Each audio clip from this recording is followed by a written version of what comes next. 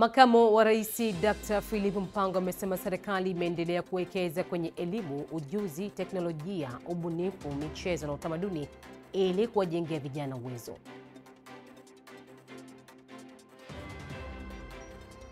Vijana wa Kanisa la Kiinjili la Kilutheri Tanzania KKKT Dayosisi ya Morogoro wamewahimiza kushiriki kikamilifu katika uchaguzi mkuu na kujiepusha na vitendo vyote vinavyoweza kuharibu amani.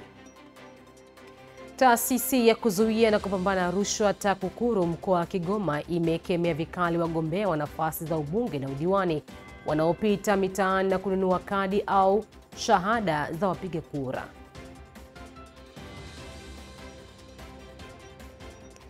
Na takribani watu 14 wafariki dunia kufuatia kuporomoka kwa mgodi huko El Carao, Venezuela baada ya mvua kubwa kunyesha katika eneo la kusini mashariki. Na habari za wakati, mtazamaji wa Upendo TV, habari nikukaribisha kutazama habari. Jina langu ni Jillian Sikawiche.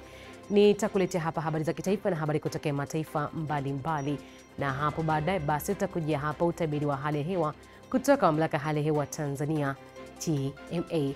Na tuanze na habari kutoka kule nyanda za juu kusini mkoani Mbeya. Makamu wa Rais Dr. Philip Mpango amesema serikali imeendelea kuwekeza kwenye elimu, ujuzi, teknolojia, ubunifu, michezo na utamaduni ili kuwajengea vijana uwezo kushiriki katika shughuli za kiuchumi na kuchangamkia fursa mbalimbali zinazojitokeza.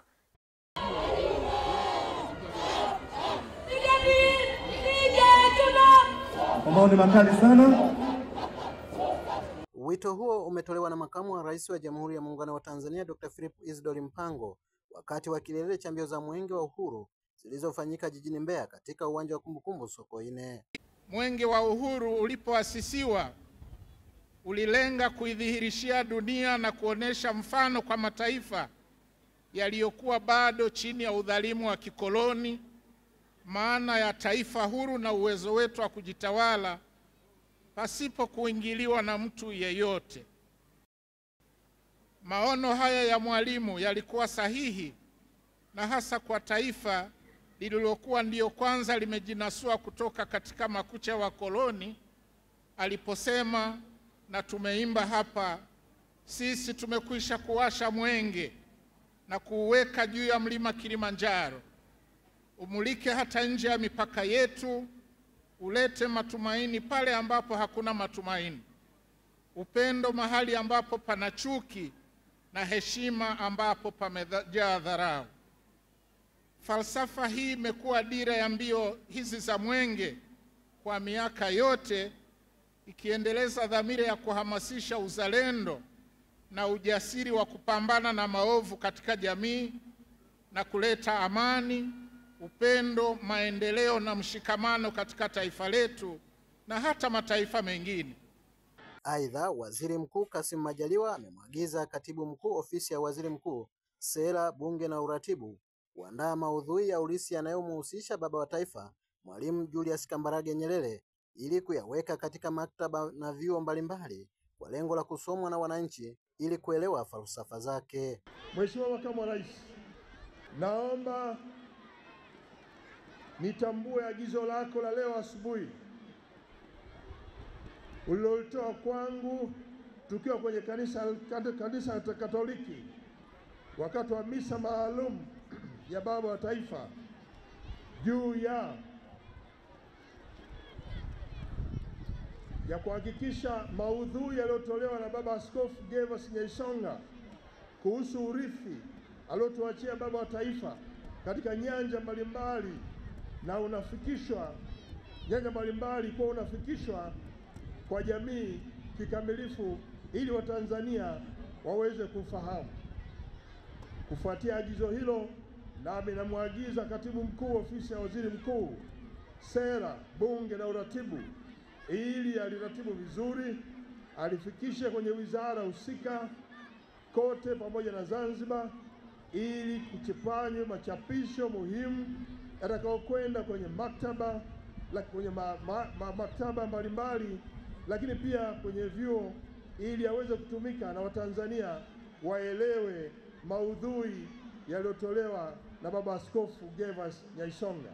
Kwa upande wake, waziri wa nchi ofisi ya waziri mkuu kazi, vijana, ajira na wenye ulemavu Ridhiwani Kikwete ameeleza mafanikio ya miaka 61 ya mbio za mwenge kwa mwaka 2025 ambapo mwaka huu mwenge wa uhuru umekimbiza katika mikoa 31 na kuzindua miradi 1382 na kuweka mawe ya msingi katika sekta mbalimbali. Mwenge wa uhuru mwaka huu umefanikiwa kuwapatia wananchi elimu na ufafanuzi wa masuala muhimu yanayohusu uchaguzi mkuu wa mwaka 2025. Mbio za mwenge wa uhuru kwa kushirikiana na watendaji na viongozi wa vyama vya siasa ziliendeleza pia kuhamasisha wananchi kuboresha daftari la kudumu la wapiga kura, kushiriki katika kampeni za wagombea, kujitokeza kwa wingi kupiga kura siku ya tarehe 29 Oktoba mwaka 2025, huku msisitizo mkubwa ukiwa katika kulinda amani na utulivu wa nchi yetu kabla na wakati na baada ya uchaguzi mkuu wa mwaka 2025. Mheshimiwa Makamu wa Rais, miradi ya maendeleo 1382 yani thamani za shilingi za Tanzania trilioni 2.9 imezinduliwa na mingine kuwekewa jiwe la msingi.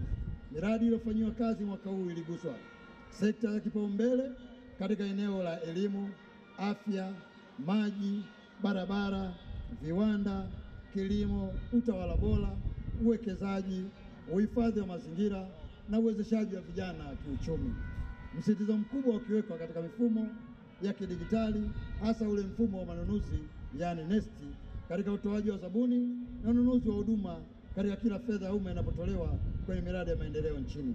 Kiongozi mkimbiza mwenge wa uhuru kitaifa Ismail Ali Usi, wakati akisoma risala ya utii, amewapongeza viongozi wa mikoa yote 31 na halmashauri zao kwa ushirikiano waliouonyesha katika kutembelea miradi mbalimbali inayotekelezwa katika mikoa yao, huku akieleza kuwa mwenge wa uhuru umetoa elimu mbalimbali kwa wananchi kuhusu mapambano dhidi ya rushwa pamoja na kuhamasisha kushiriki uchaguzi mkuu utakaofanyika Oktoba 29 mwaka huu. Siku 195 kuanzia tarehe 2 Aprili 25 hadi jana tarehe 13 Oktoba mwaka 2025, mwenge wa uhuru umehamasisha wananchi kushiriki kikamilifu katika uchaguzi, katika zoezi lililofanyika na kujiandikisha kupiga kura, uboreshaji wa taarifa za kupiga kura, kugombea nafasi mbalimbali za uongozi kupitia vyama vyao vya siasa kwa wale wenye sifa, kushiriki katika kampeni za uchaguzi na kushiriki kikamilifu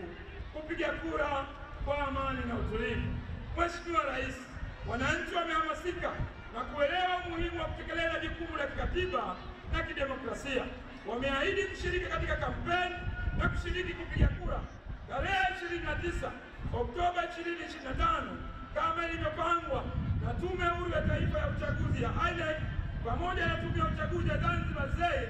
Msisitizo mkubwa katika mwenge wa uhuru uliwekwa katika kulinda amani, umoja na mshikamano wa kitaifa kabla ya uchaguzi, wakati wa uchaguzi na baada ya uchaguzi kumalizika. Wananchi wa Jamhuri ya Muungano wa Tanzania wapo tayari kushiriki kikamilifu kupiga kura kwa amani na utulivu. Mheshimiwa Rais, pamoja na ujumbe mkuu, mwenge wa uhuru umetoa elimu ya kuendeleza mapambano dhidi ya rushwa, mapambano dhidi ya ukimwi, mapambano dhidi ya malaria, mapambano dhidi ya dawa za kulevya, elimu juu ya lishe. Msisitizo mkubwa ulikuwa ni kutoa elimu ya kuzuia na kupambana na rushwa katika uchaguzi mkuu unaotarajiwa kufanyika tarehe 29 Oktoba 2025. Kutoka hapa katika viwanja vya kumbukumbu Sokoine jijini Mbeya, mimi ni Emmanuel Mlandala.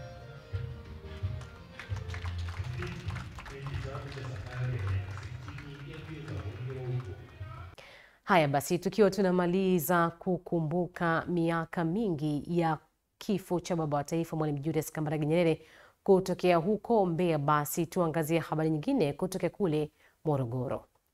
Wakati taifa likiadhimisha miaka 29 kumbukizi ya kifo cha baba wa taifa hayati Julius Kambarage Nyerere, vijana wa kanisa la Kiinjili la Kilutheri Tanzania KKKT Dayosisi Morogoro wamehimizwa kushiriki kamilifu katika uchaguzi mkuu, kujiepusha na vitendo vyote vinavyoweza kuharibu amani. Hayo yamesemwa na askofu mteule wa KKKT Dayosisi Morogoro Dr. George Pindua wakati wa matembezi waliofanywa na vijana hao katika vivutio vya utalii vilivyopo milima ya Uruguru lililopo kanisa la kwanza la Kilutheri lililoanzishwa na wamisionari eneo la Morningside mkoani Morogoro, na kuongeza kuwa lengo la kuwakutanisha vijana hao ni kuimarisha kiroho na kuwasaidia kutambua umuhimu wa kuendelea kutunza mshikamano wa taifa. Tuunganike vijana wa makabila yote, hasa hawa vijana ambao walioko katika kanisa la Kiinjili la Kilutheri na madhehebu mengine, kuungana ili tuweze kupanda mlima, lakini kwa lengo la kuweka kumbukumbu. Lakini safari hii ina maana kubwa sana, na maana yake ni kwamba kwanza, moja, inawaleta vijana kwa pamoja, lakini pili, tunataka kuwaimarisha vijana katika maisha ya kiroho, waweze kumheshimu na kumpenda Mungu wao. Lakini jambo la tatu, waone umuhimu vijana kutunza amani na utulivu katika taifa lao. Wasiwe vijana wa kuchochea mapambano, bali wawe vijana wa kupenda amani na utulivu. Mkuu wa jimbo la Morogoro KKKT Mchungaji Paul Thomas amesisitiza vijana kuendelea kuyatathmini na kuyatunza maeneo ya kihistoria yaliyopo nchini kwa manufaa ya sasa ya taifa na vizazi vijavyo. Umoja wa vijana jimbo la Morogoro unaweza kuona kwamba ni vyema tukatembelea mahali ambapo Injili ilifika Morogoro kupitia wamisionari waliokaa katika maeneo haya ya Towero. Mahali tunapoenda ni mahali ambapo kanisa letu lilianzia, hasa katika dayosisi yetu hii ya Morogoro. Kwa hiyo kama vijana tumeona kwamba siku hii ya leo tufanye matembezi kwa ajili ya kutembelea maeneo hayo ya kihistoria. Lakini lengo kubwa pia ni kuwaweka vijana pamoja katika siku hii ya leo, waweze kushirikishana vipawa mbalimbali, lakini pia waweze kupokea elimu. Wakizungumza, baadhi ya vijana kati ya vijana 700 walioshiriki matembezi hayo wamesema wameitumia siku ya kumbukizi ya hayati baba wa taifa Julius Kambarage Nyerere ikiwa ni ishara ya kuunganisha vijana wote ili kudumisha amani na upendo, sambamba na kuliombea taifa kuelekea uchaguzi mkuu. Vijana tumeitwa kutumika kama neno linavyosema kutoka Mathayo 20:28, tumeitwa kutumika. Kupitia siku hii pia tunaadhimisha siku ya Nyerere Day ambayo ni kumbukumbu ya baba yetu wa taifa, na sisi kama vijana tunahamasishana kuliombea taifa, na tunajua tunaelekea kwenye uchaguzi tarehe 29 Oktoba. Tunaendelea. Matembezi hayo yamewakutanisha vijana zaidi ya 700 ambao wamefanya utalii katika vivutio vilivyopo mkoani Morogoro, ikiwa ni sehemu ya kumbukizi ya miaka 26 ya kifo cha baba wa taifa hayati Julius Kambarage Nyerere. Tukitoka huko mji kasoro bahari Morogoro, basi tuelekee mpaka kule Kigoma. Taasisi ya kuzuia na kupambana rushwa TAKUKURU mkoa wa Kigoma imekemea vikali wagombea wa nafasi ya ubunge na udiwani kupita mitaani kununua kadi au shahada za wapiga kura na kuzihifadhi kwa lengo la kuzitumia kupiga kura wakati wa uchaguzi bila mhusika kumchagua, na kutaja hatua hiyo kuwa ni kinyume cha sheria na kwamba wagombea watakaokamatwa watachukuliwa hatua kali za kisheria. Ni katika kikao cha wagombea wa nafasi ya udiwani jimbo la Kigoma mjini pamoja na viongozi wa TAKUKURU mkoani Kigoma. Hapa wagombea wameaswa kuzingatia sheria za uchaguzi kwa kujiepusha na matukio ya rushwa. Katika kikao hiki, hoja ya wagombea kununua kadi za wapiga kura ili kutumika wakati wa uchaguzi bila mhusika kuwepo ikaibua sura mpya, TAKUKURU wakitakiwa kulifanyia kazi mara moja. Watu wananunua shahada hizi za kupigia kura limekuwa kubwa sana na linaharibu mchakato mzima wa uchaguzi. Na hili tukubaliane wote kwenye maazimio yetu. Tukuletee watu wanaonunua hizi shahada kwenye kata zetu, na wanajulikana, tunao na wanalindwa. Sasa tutakuletea, na hawa watu ambao waliandikishwa sio raia, na tunao, tunajua kabisa. Mimi mwenyewe kwenye kata yangu ya Kigoma wapo sio raia na kwenye daftari wamo. Nasikitishwa sana na nyinyi kutokuwa watu wa kuchukua hatua, hususan jambo la hizi kura feki. Mmekiri nyinyi wenyewe kwamba mna taarifa mitaani shahada zinanunuliwa sana. Sasa la kwanza, tunahitaji kwenye kupiga kura mmeeleza watu ambao hawana sifa za kupiga kura. Sasa hivi viparato wao wamevichukua, wameandaa watu wa kupiga kura ambao sio wakazi wa eneo husika. Mkuu wa TAKUKURU mkoa wa Kigoma Asha Kwariko ameahidi kutofumbia macho wagombea wanaotoa rushwa ili kuchaguliwa na wananchi, sambamba na kufanyia kazi mara moja viongozi wa kisiasa wanaotaka kuvuruga uchaguzi kwa kununua kadi za wapiga kura. Kitendo cha kununua kadi ya mpiga kura maana yake unamnyima fursa ya kwenda kupiga kura. Maana yake unamnyima fursa ya kwenda kuchagua kiongozi anayempenda. Sasa vitu kama hivi ina maana vinakwenda kupunguza kura kwa baadhi ya wapiga kura, lakini vile vile inaweza ikaleta chaos. Sasa hiyo italeta shida, inaweza ikaleta vurugu, na sisi hatutaki uchaguzi uwe na vurugu. Tunataka uchaguzi ufanyike kwa amani, wananchi wapate nafasi yao na wapate haki yao ya msingi ya kuchagua kiongozi wanayempenda, lakini vile vile wale ambao wamegombea wapate nafasi ya kugombea na kuchaguliwa kadiri ya taratibu zilizowekwa na Tume Huru ya Uchaguzi. Hili ambalo linahusiana na vitambulisho vya taifa, iko Tume ya Uchaguzi hapa, nadhani ofisi iko hapo jirani tu na sisi, tutawasiliana nao ili waweze kuchukua hatua. Na kwa wale ambao sio wa Tanzania wanaodaiwa kuwa wanamiliki vikadi vya kupigia kura, na vile tutawasiliana na mamlaka inayohusika na uraia waweze kuchukua hatua, kwa maana wenzetu wa uhamiaji. Vitendo vya rushwa vimekithiri na watu wameona ni kama kawaida, yani hawana hofu ya kufanya. Moja ya jambo lililofanyika ni kujaribu kuongeza uzito wa adhabu. Kwa hiyo kwenye kipindi cha uchaguzi imewekwa exception, tunasema, yani imewekwa upekee. Mtu yoyote atakayehusika amekiuka sheria na kujikuta ametenda vitendo vya rushwa kinyume na sheria ya kuzuia na kupambana na rushwa, au kinyume na sheria nyingine yoyote iliyoko ndani ya uchaguzi, haiwazuii taasisi ya kuzuia na kupambana na rushwa kuchukua hatua, hata kama mamlaka nyingine imeweza kuchukua hatua. Kutoka hapa katika ofisi za TAKUKURU mkoani Kigoma, mimi ni Kadislaus Ezekieli. Tukitoka huko Kigoma, basi turudi tena kule mkoani Mbeya. Makamu wa Rais Dr. Philip Mpango amewasihi wa Tanzania kila mmoja, hususan viongozi, kufuata mfano mwema wa baba wa taifa hayati Mwalimu Julius Kambarage Nyerere, ambaye alikuwa mwaminifu kwa taifa la Tanzania na kulitakia mema wakati wote, pamoja na kuendelea kumwombea. Ametoa wito huo wakati alipoungana viongozi wa waumini pamoja na wananchi mbalimbali katika ibada ya kumshukuru Mungu kwa maisha ya baba wa taifa Mwalimu Julius Kambarage Nyerere, iliyofanyika katika kanisa Katoliki parokia Mtakatifu Francisco wa Asizi, Mwanjerwa, mkoani Mbeya.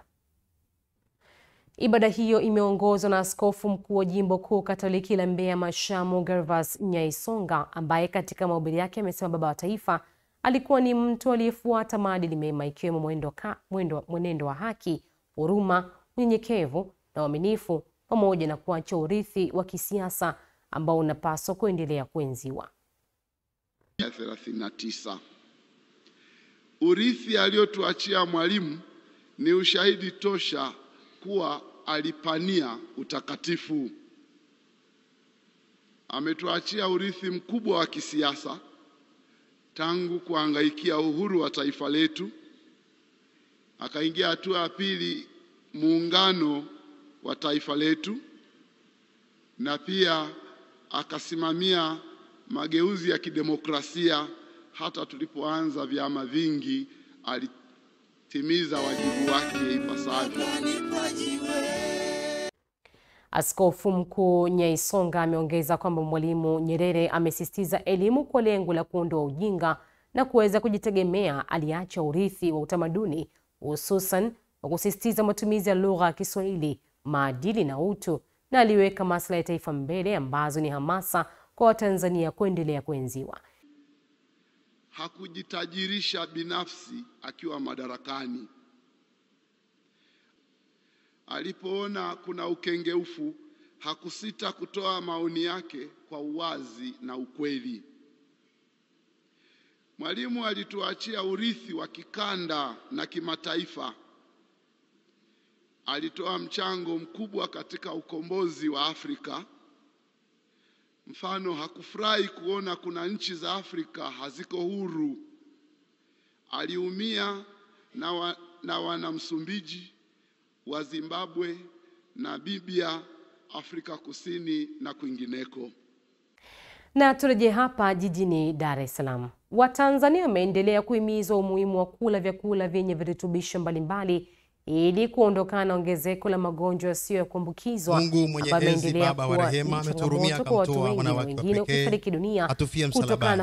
Kwa ajili yake ametusamehe dhambi zetu zote. Ushauri huo umetolewa na mkurugenzi wa kampuni ya Dokin Organic inayozalisha virutubisho mbalimbali vinavyosaidia kukabiliana na magonjwa yasiyokuwa ya kuambukiza, Profesa Dorcas Kibona, wakati wa zoezi la upimaji wa afya Salasala jijini Dar es Salaam, ikiwa ni sehemu ya kumbukizi ya baba wa taifa hayati Mwalimu Julius Nyerere. Afya yangu nguzo yangu. Tukiungana na Dokin Organic, afya ni mtaji wa kwanza. Kwa pamoja tumekuja kuleta elimu kwa jamii. Tuna umati mkubwa umetuzunguka kwa ajili ya kuja kucheki afya. Unajua, ukipima afya yako inakuwa ni rahisi zaidi kujua kwamba ukoje. Lakini sambamba na hilo, tumekuja na uji wetu wa maajabu ambao tayari ulikuwa umesheheni virutubisho vingi. Mmoja wa watafiti katika kampuni hiyo, Dr. Hamimu Hongo, amesema magonjwa mengi yasiyo ya kuambukizwa yanatokana na kukosekana kwa madini mwilini na njia pekee ya kuyatibu ni chakula. Hivyo amewaomba Watanzania kuendelea kutumia virutubisho mbalimbali vinavyozalisha. Ule vyakula gani ili urudishie, na vile yale madini yakisharudi, wewe afya yako inarudi katika hali ya kawaida. Ndio maana tunasisitiza wananchi, kitu kikubwa kabisa ni ulaji wetu, ndio unatufikisha hapa tulipo. Nakuta sasa hivi mtoto ana miaka 30 au 29, nywele afadhali ya zangu. Yaani zimeshaota hivi, hazina afya. Ukimuulizwa na miaka mingapi, nasema mimi na miaka 20. Ukosefu wa madini, mambo mengine hatutaki kusema, lakini tungekuwa tupo pembeni tungezungumza. Yaani ukosefu wa madini umefanya vijana sasa hivi watumie misaada zaidi kufanya vitu vingine. Kitu ambacho angefanya mwenyewe hivi inabidi ameze kwanza kidonge. Judith Simon, ambaye mtoto wake alikuwa na changamoto ya ukuaji, amesema baada ya kushauriwa na kuanza kutumia virutubisho hivyo amekuwa na mabadiliko makubwa. Sasa mtoto huyo anajitambua na kujieleza. Nawaambia wafike Dokin kwa sababu Dokin kuna ushauri na hiyo lishe kwa kweli ni nzuri, na sio watoto tu, hata kwa wazee, kwa sababu naongelea Dorcas kwa sababu Dorcas ni mtoto, lakini wapo watu wazima ambao pia ni familia ya kwangu ambao pia wamepata matibabu Dokin na imewasaidia sana. Huyu aweze kuwa na uwezo wa kujitibia pale anapopata changamoto, kwa sababu atakuwa na uchumi unaomruhusu kufika popote kupata huduma anayostahili. Sababu kuna muda mwingine watu wanashindwa kwenda hospitalini kwa sababu hana kipato cha kufikisha kule. Kwa hiyo lengo letu kubwa ni hilo, kwamba tuweze kuweka pamoja hivi vitu vyote, mtu aweze kupata huduma anayostahili. Zoezi la upimaji afya bure lilofanyika Salasala limeshirikisha pia taasisi mbalimbali za serikali, ikiwemo Hospitali ya Taifa Muhimbili, Taasisi Saratani Ocean Road, Hospitali ya Kairuki na Hospitali ya Kitengule.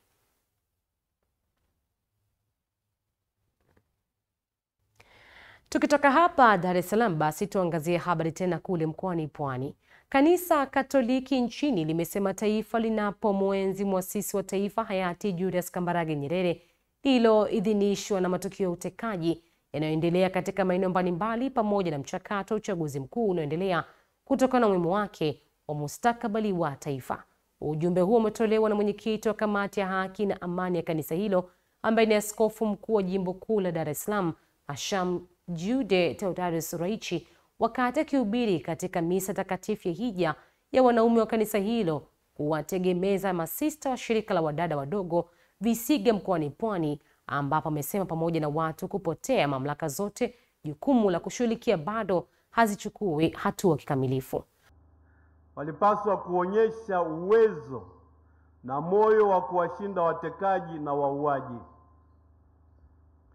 Sheria zipo zinazoonyesha jinsi ya kushughulikia wahalifu. Kwa nini basi waliopotea na kutekwa hawapatikani mahabusu? Tunaitaka serikali izingatie kanuni ya utawala wa sheria na kuheshimu kimatendo haki ya msingi ya kila mwanadamu.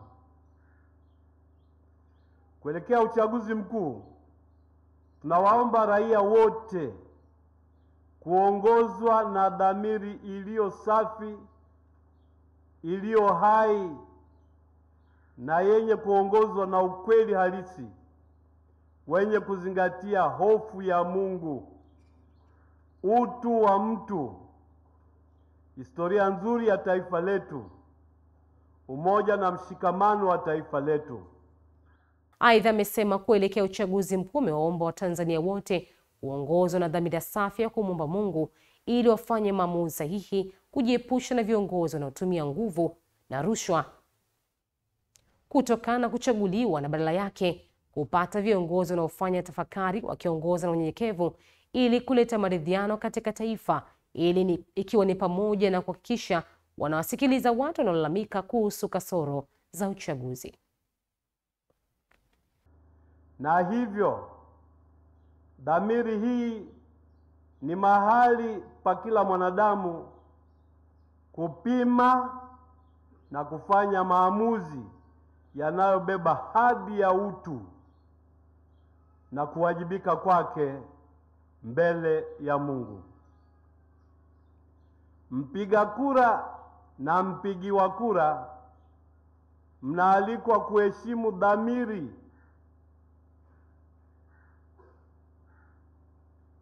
juu ya suala hili la uchaguzi mkuu. Usirubuniwe kwa vitisho wala kwa rushwa. Usirubuniwe kwa namna yoyote ile.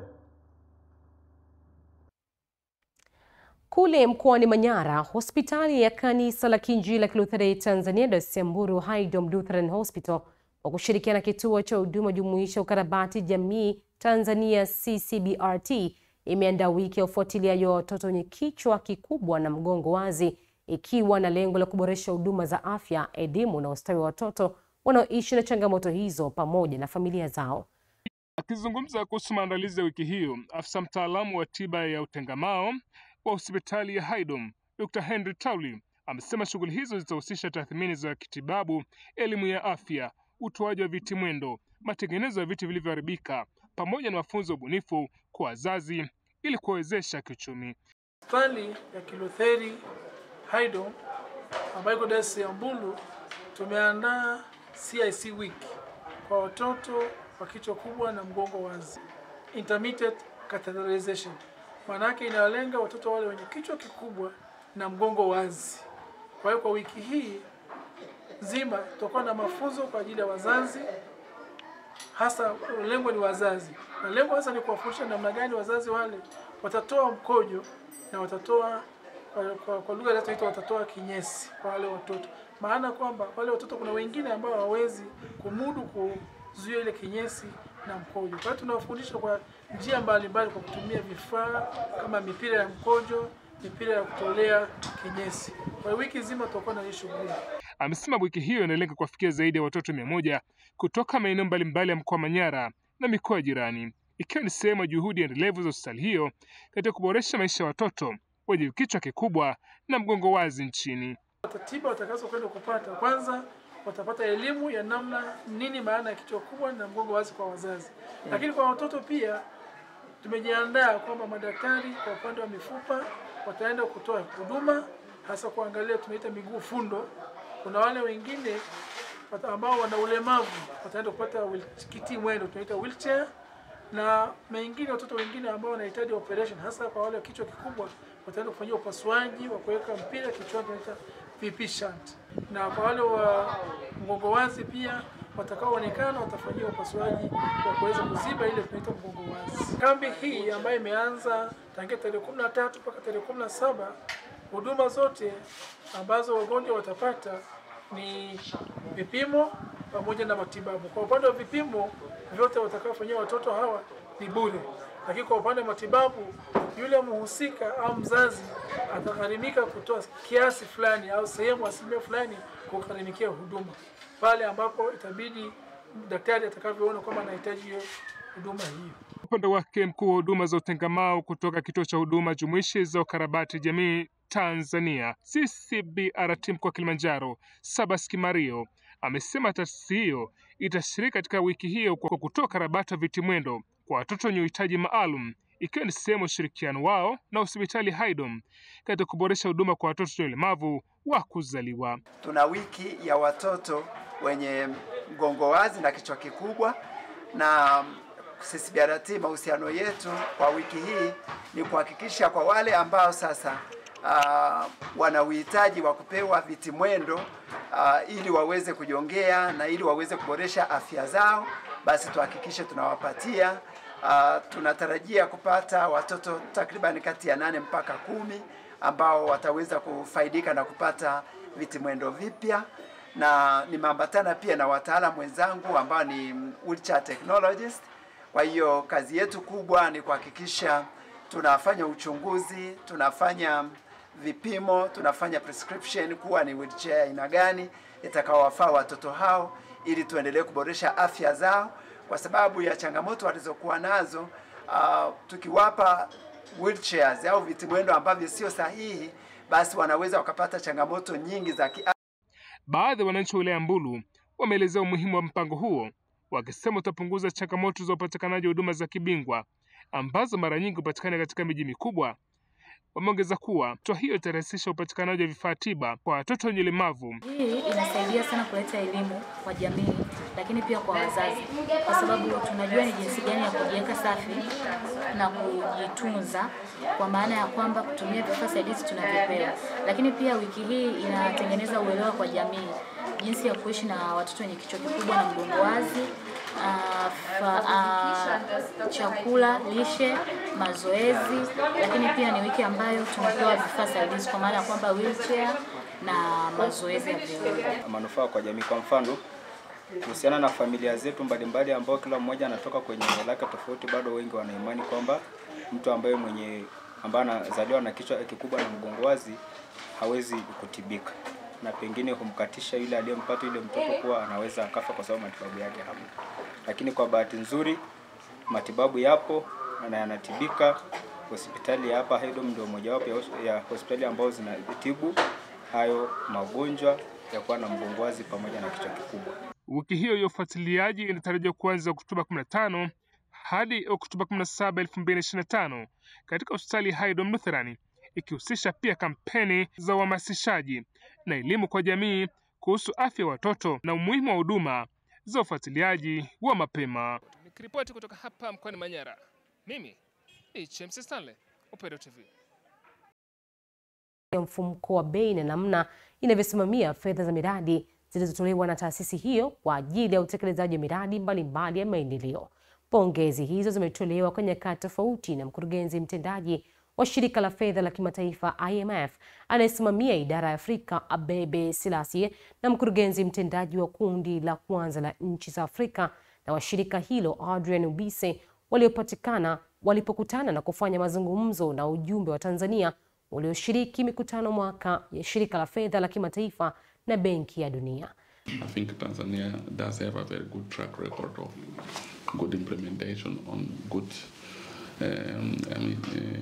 use of the funds. So that when the shocks have come, the pandemic and others, you've been able to deploy the buffers that you had to respond to those shocks and increase investment even and pursue relatively.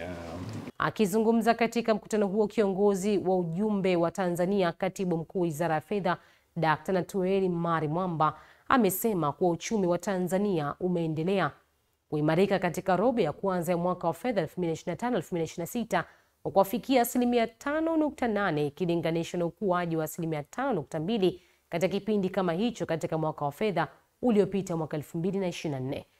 The growth was mainly driven by the mining activity due to high global gold prices, electricity generated mainly from the Julius Nyerere hydro power plant, and also the financial sector following increase in the use of financial products and services.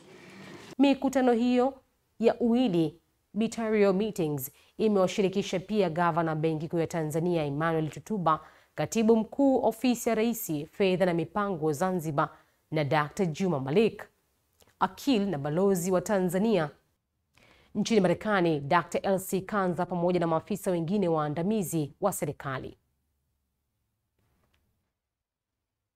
Na tuelekee kule mkoani Songwe. Wakati wagombea kutoka vyama mbalimbali vya siasa wakiendelea kunadi sera zao kwa wananchi ili kupatia ridhaa kuwa viongozi wa kipindi cha miaka 5, mgombea wa diwani kata ya Sogea mjini wa Tunduma mkoani Songwe ameahidi wananchi wa kata hiyo kuwaboreshea miundombinu ndani ya miaka 100 ndani ya siku 100 endapo atamchagua kuwa diwani. Taarifa yake Nicholas Ndabila ina ufanuzi zaidi. Akizungumza katika mkutano uliofanyika mtaa wa Half London uliopo katika kata ya Sogea, ndugu Joseph Mwakajinga ameeleza kuwa pamoja na changamoto ya miundombinu, pia anaahidi kuwa kiongozi wa wananchi wote na kuwa ataunganisha na kuwa kitu kimoja bila kujali itikadi za vyama vyao.